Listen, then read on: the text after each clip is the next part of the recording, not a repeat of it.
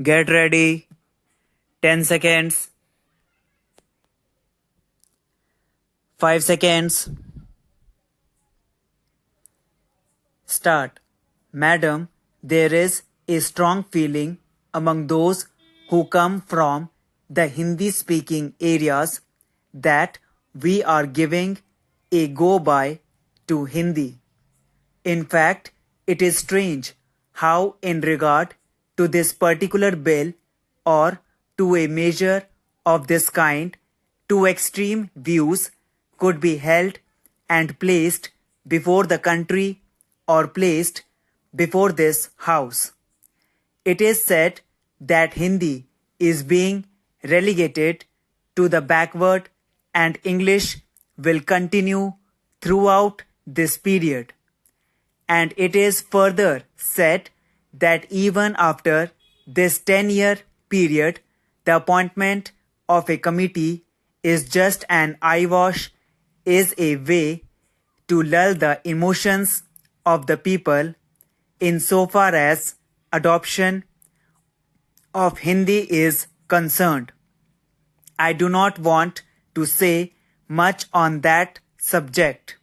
I can only say that the fears and doubts expressed by those who come from Hindi-speaking areas are not at all justified. I must say that Hindi has considerably progressed during the last few years, and if we see the progress which has been made since 1947, it would be found that it is something remarkable. Before 1947, the position of Hindi insofar as various matters and subjects were concerned was low in the list even as compared to other regional languages of the country. But during the last 15 years, the progress has been so rapid, indeed enormous progress has been made, and I might say that a large number of books, standard books, have appeared, have been published on literature, history, geography, economics, science, etc. Whatever field you might look into, you will find that most valuable books have been written which could be taken advantage of.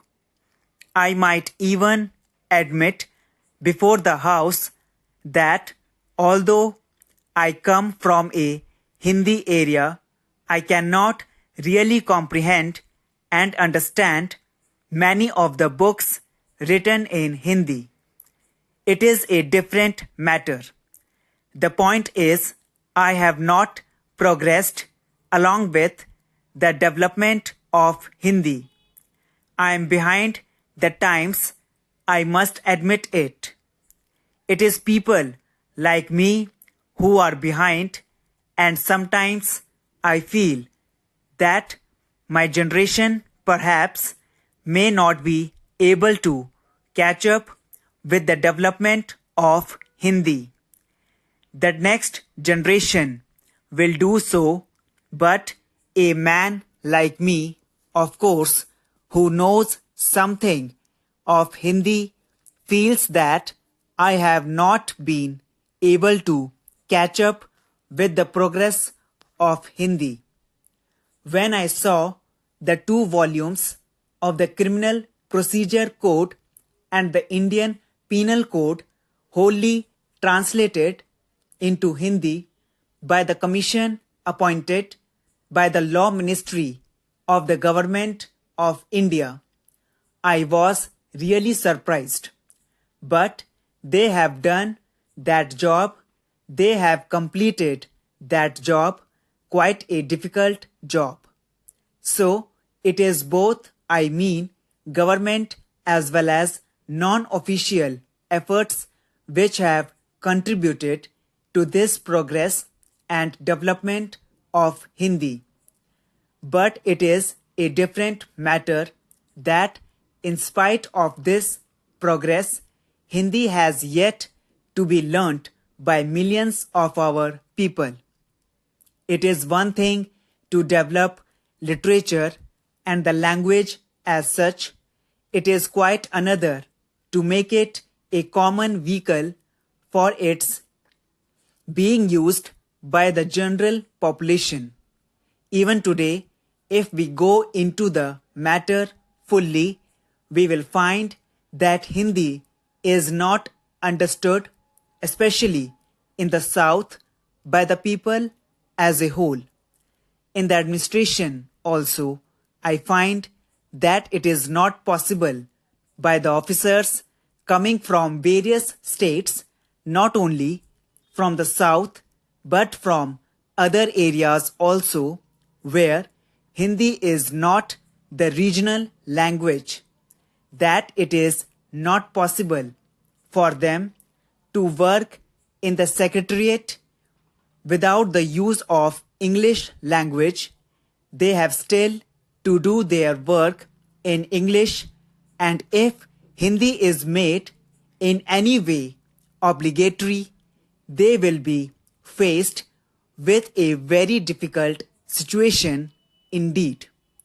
Besides that, it has also to be realized that the advantages of English are obvious.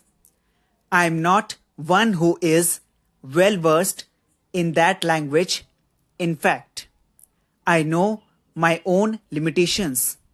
Yet, I would not like to deny the value and importance of the English language. It is no doubt a historical accident that English has assumed an important place in our country. But, madam, there were many things which should not be imbibed, which we should not imbibe from Englishmen. But it would be unfortunate if we gave up learning of English only because it had come from the Britishers. English language by itself is one of the richest languages in the world. It has assumed an exceedingly important place as an international language. It is therefore that I make bold to say that if even 2% of our people know the English language, it would be advisable to take advantage of that situation and continue to learn it as one of the foreign languages, both for our national and international requirements. Having said this, madam, it must also be admitted that English could not be continued as our national language and cannot be accepted as our national language.